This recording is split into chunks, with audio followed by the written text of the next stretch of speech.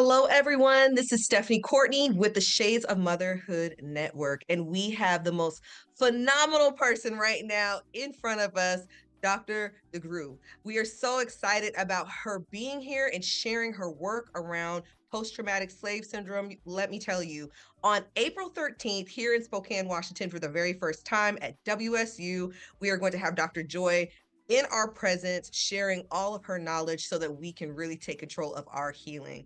Thank you so much for being here. I am so excited to just share this moment with you. Well, thank you for inviting me. And I can't share all of my knowledge, but I'll share a little bit of it, some of it. Yes. Yes. Well, tell us, how did you get into this work and why did it become so important for you? I think that my fundamental belief is in the oneness of mankind. I believe that. Mm, That's my moral, spiritual, however you want to look at it. And as I grew up in South Central, and I grew up hearing things from my people that were disturbing. I was a kid. mm. Now, my father called himself an Asiatic black man as long as I can remember. Okay. Uh-huh. Uh-huh. But people weren't calling themselves black. They were, a bunch of other things. Negro, colored. And one of the things that I would notice is that when black people got mad at each other, especially my kids in my neighborhood, they would insult each other, but they would call you Mhm. black first. You black, Mhm. telling them about you, Mhm. Mhm. right? Mhm. But she was pretty, even though she was dark skinned. Right. I'm like, what? Right. So these were things that growing up never fit right. And I Mhm. wanted to learn, I wanted to know what that was about.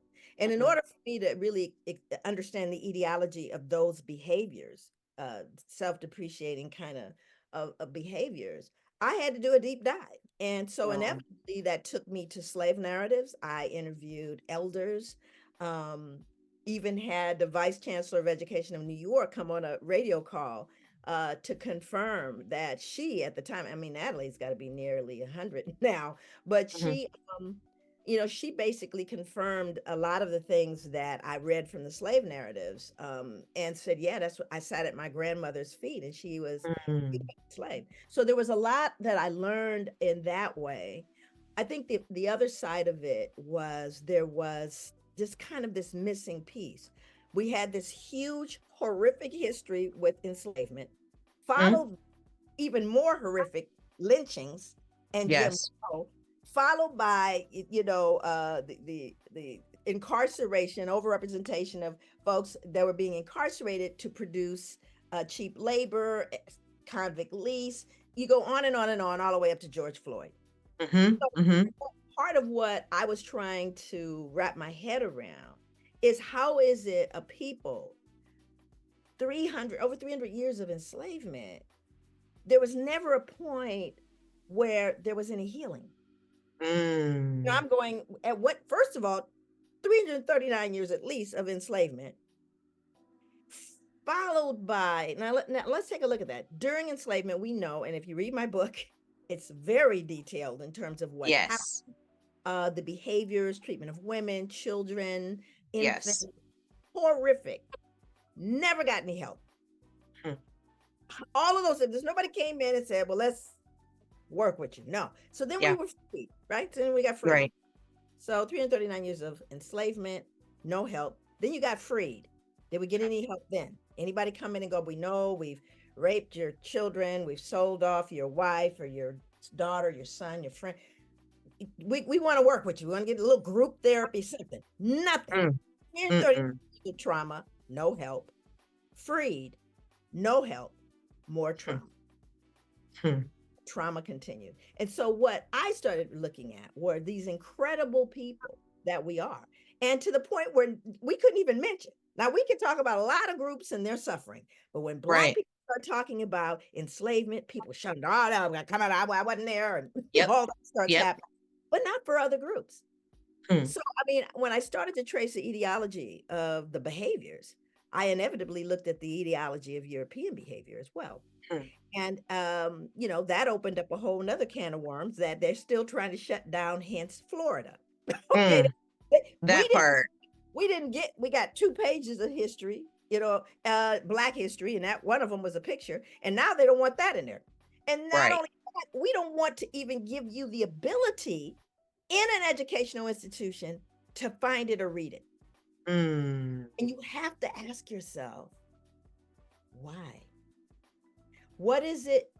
And I'm going to use those words you're afraid of, Mhm. Mhm. because the data does not support the response, which is an adult response. The children are not having a problem with this. Hmm. It's their parents that are having a problem with it. Absolutely. And we have data to Absolutely. support that. A matter of fact, there's a film. If you get a chance to see this film, it's 27 minutes. It's winning awards. It's only 27 minutes. It's like a documentary short one. And it's called The ABCs of Book Banning. Mm. I Oh, I'm think it's definitely gonna have to check that out. Paramount, 27 minutes, and it's all children. Wow. So what the fear and oh my God, they feel bad about themselves. Maybe you feel bad about yourself because Mm. these children are not, they're reading their reality and they're reading it accurately. Wow. So the theme this year for Black Maternal Health Week here in Spokane is the shades of urgency. And the first thing when people start hearing this, they're like, oh, you just want to talk about the crisis. No, I'm talking about the urgency for joy, the urgency for healing, the urgency to be restored. And in order for us to do that, we have to go back in order for us to go forward. We have to face something that we have never faced before. And many of us haven't even, we don't even understand.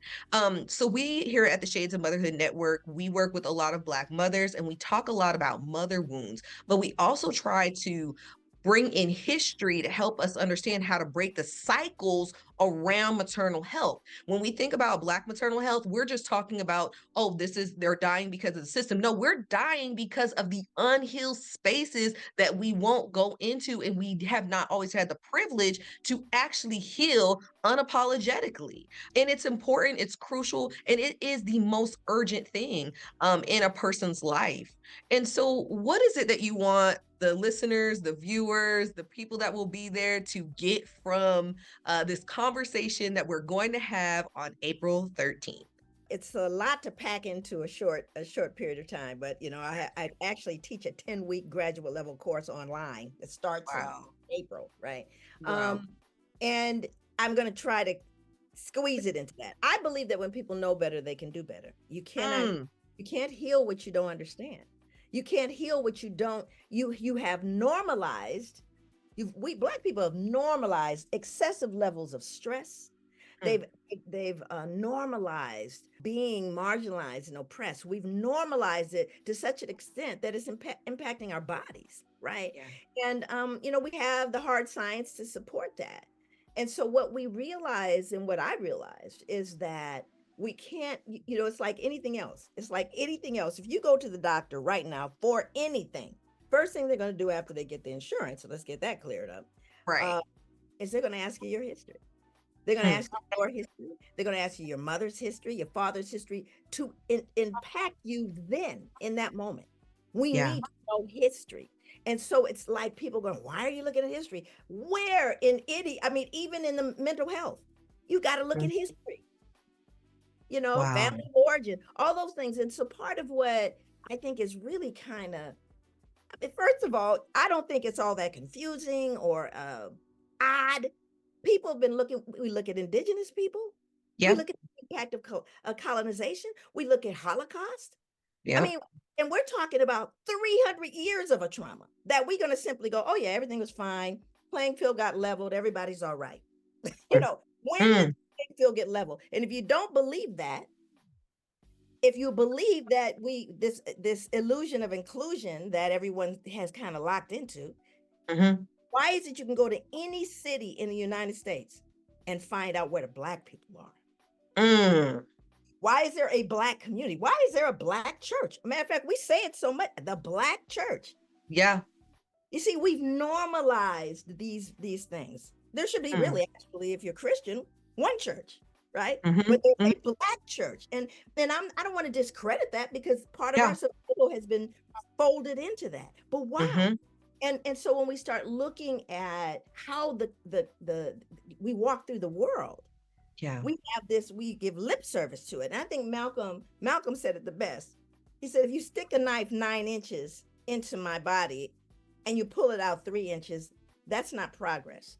Even if Mm, you pull the knife all the way out, that is not progress. Progress mm. is healing the wound. And America has not pulled Wow. the knife. Y'all know That's I do a lot. Y'all that's know I do a lot of talking on my podcast. I'm trying so hard because I want I'm y'all just to hear every word because that is powerful. And that is exactly why we want you to come. We are starting the healing process. We need to open up this conversation. And why not do it with Black Maternal Health Week? We've got to start having a different conversation about how to crush this crisis. It is so much more deeper than just the medical field. This absolutely. goes so much more deeper than us just making Black spaces, because those Black spaces, we still got to do healing. We still have to take the steps. And if we don't do that, then we cannot see the things that are truly promised to us. And so, Dr. Joy, thank you so much. I just wanted to take this time to Absolutely. introduce you to our community. We are so pumped about you coming. We're excited about learning. And most importantly, y'all, we are so excited about healing, taking those steps. It does not come overnight, but taking the opportunities to learn and educate yourself is where it really begins. So thank you so much, you all. We will have all of Dr. Joy's information right below. Thank you guys so much for listening. Until next time. Thank you Thank for you. inviting